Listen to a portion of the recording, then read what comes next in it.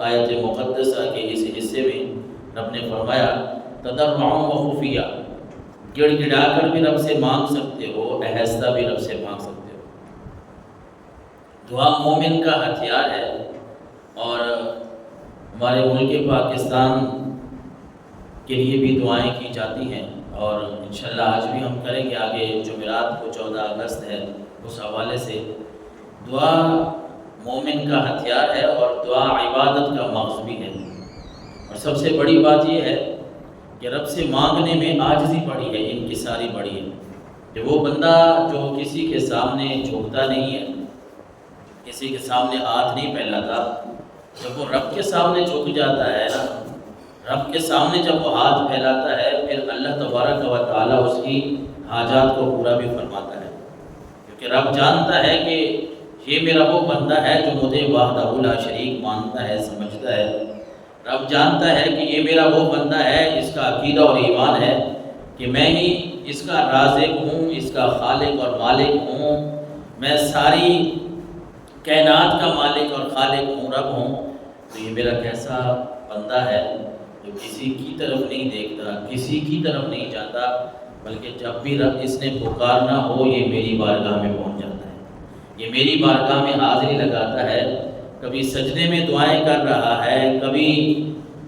یہ ہاتھ اٹھا کر دعائیں کر رہا ہے، کبھی دل میں مانگ رہا ہے، کبھی زبان پہ بات لے آتا ہے،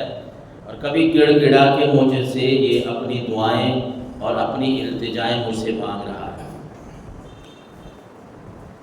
حضرت جابر رضی اللہ تعالیٰ عنہ فرماتے ہیں سمعت رسول اللہ صلی اللہ علیہ وسلم یقول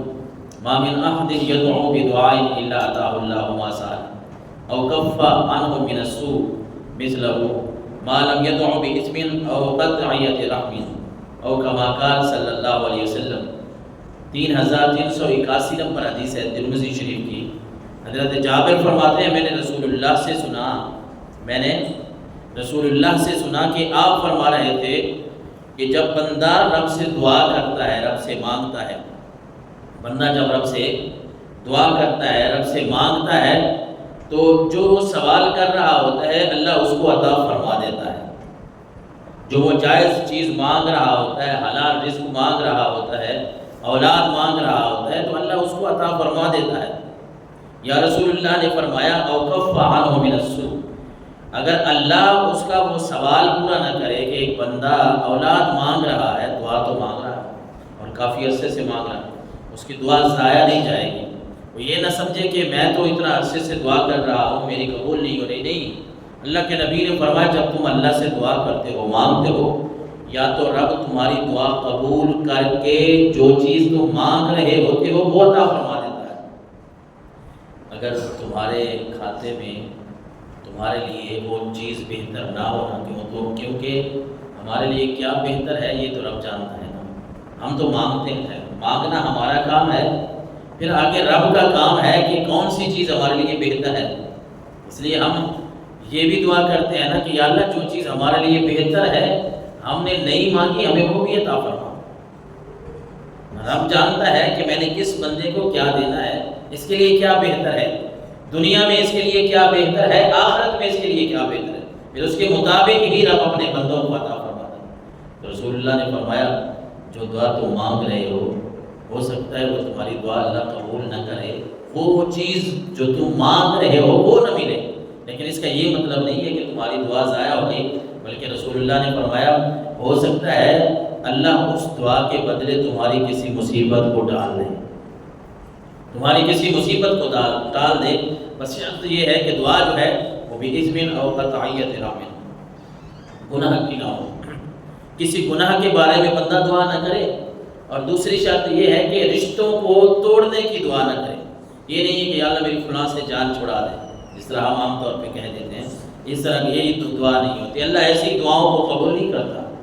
جو کسی کے حق کو مارنے کے لیے ہو، رشتے کاٹنے کے لیے ہو، رشتے توڑنے کے لیے ہو۔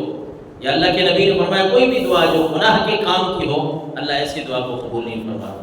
ورنہ جب بھی بندہ اس رب سے مانگتا ہے نا،